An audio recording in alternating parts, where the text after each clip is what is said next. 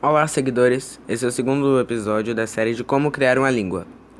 No episódio de hoje eu vou ensinar a como escolher os sons.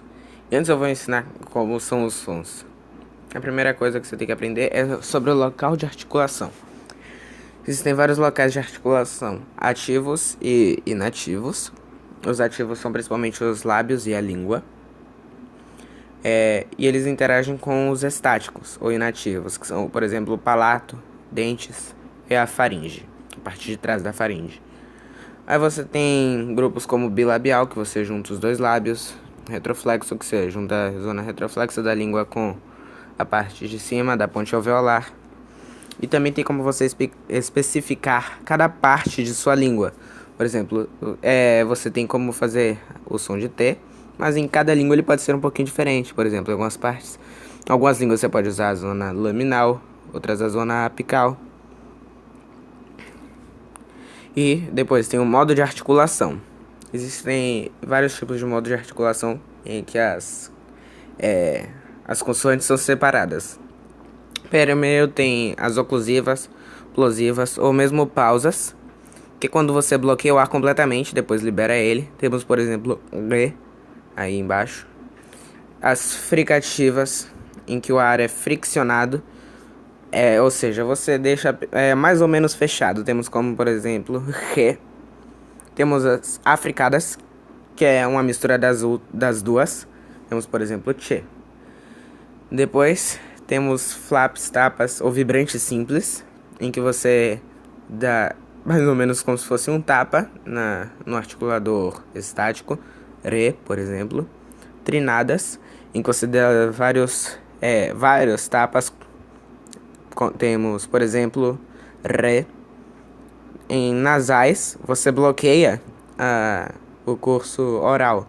O ar passa pelas vias nasais. Ou às vezes você pode abrir as duas para formar uma vogal anasalada. Ou às vezes até alguma consoante anasalada. Por exemplo, ne. E tem as aproximantes, que é mais ou menos como se fosse uma fricativa, mas o fluxo de ar é bem mais fraco. Temos, por exemplo, ye. E também tem as laterais, elas podem ser aproximadas, como le, e fricativas, como che. E tem um último fator aqui na classificação das consoantes, que é a voz. Você pode transformar F em V simplesmente colocando voz. Não fica exatamente igual devido a um princípio chamado fortes e lenes, em que as consoantes são um pouquinho diferentes. Se você sussurrar um B, ele não vai ser exatamente idêntico a um P. Você vai conseguir diferenciar eles, se você prestar atenção. E tem uma coisa chamada Voice Onset Timing. Se ele for negativo, ou seja, você começa a usar as cordas vocais antes de você bloquear a via de ar, a consoante tem voz. Por exemplo, D. Se ele for zero e você começa a vibrar as cordas vocais logo a partir do momento em que você bloqueia o curso de ar, é uma consoante sem voz, T.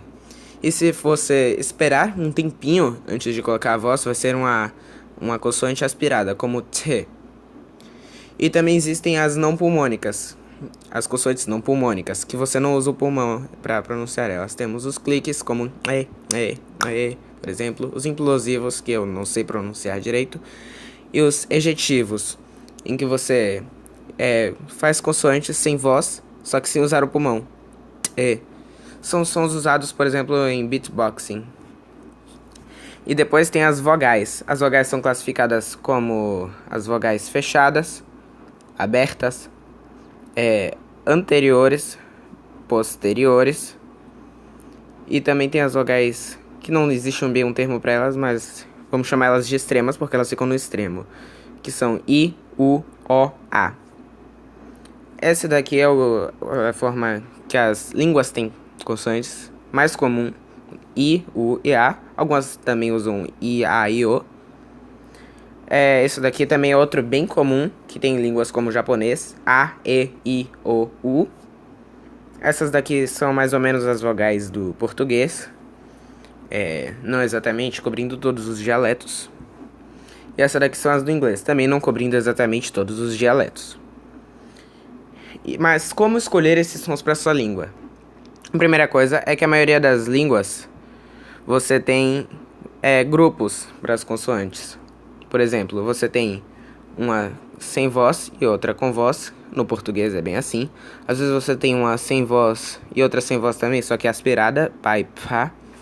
Ou às vezes é uma normal e uma ejetiva. Você também pode fazer tipo uma pulmônica e um clique, uma pulmônica e uma implosiva. Você pode fazer combinações ainda maiores. O coreano usa, por exemplo, essas três. E também tem casos em que o ambiente altera o idioma, ou seja, você pode fazer ele baseado no lugar onde as pessoas que falam esse idioma vivem. Por exemplo, em lugares secos e também montanhosos, principalmente, é comum a presença de ejetivos. Por quê? No caso dos lugares secos, porque tem menos água nesses lugares, óbvio, e as pessoas não podem gastar muita água enquanto falam. E adjetivos, como você nem sequer abre a garganta para pronunciá-los, você não perde praticamente nenhuma água. E quanto aos lugares montanhosos, você tem menos ar na atmosfera. Isso faz com que você precise usar menos força para pronunciá-los. Aí fica mais fácil. Isso não significa exatamente que se você for para um lugar montanhoso, você vai começar a acidentalmente fazer ejetivos. Mas é porque as línguas lá evoluem aos poucos para terem esses ejetivos ou para não perderem, no caso delas já terem surgido com os ejetivos do som ancestral. Também tem caso de volume. Idiomas criados usados em lugares quentes geralmente são mais barulhentos, porque as pessoas passam mais tempo do lado de fora. Ou seja, eles têm mais vogais, mais líquidas e mais fricativos vozados. E também nasais. Já lugares mais frios, as pessoas ficam mais em lugares mais protegidos do frio. Ou seja, elas ficam mais perto uma das outras. Ou seja, você vai ter a presença mais presença de oclusivas e também de consoantes desvozadas. Em lugares com vegetação muito densa, as árvores bloqueiam o som ouvido à distância. Então as pessoas acabam tendo que ficar ainda mais próximas para se comunicar. Ou seja, você vai ter uma presença muito pequena de fricativos vozados e de vogais. Vai ter poucas. E se forem coisas assim, provavelmente vai ser I, que é uma coisa fechada. Mas por que esses lugares têm línguas mais silenciosas? Se não tem problema falar uma língua mais alta? Porque as línguas mais altas gastam mais energia. Lugares úmidos também têm a tendência a ter idiomas tonais, como o mandarim e o cantonês. Ou seja, você tem várias variações de uma vogal. Não é simplesmente A. Você pode falar A, em que varia de tom. Não são exatamente as notas musicais, apesar de eu ter colocado assim. Mas se você quiser, você pode até criar uma língua que use notas musicais. E não sei exatamente qual seria a relação disso, mas lugares com florestas e selvas, como por exemplo a selva amazônica e a selva do Congo, por algum motivo tem uma presença muito forte de implosivos. Obrigado por assistirem e tchau.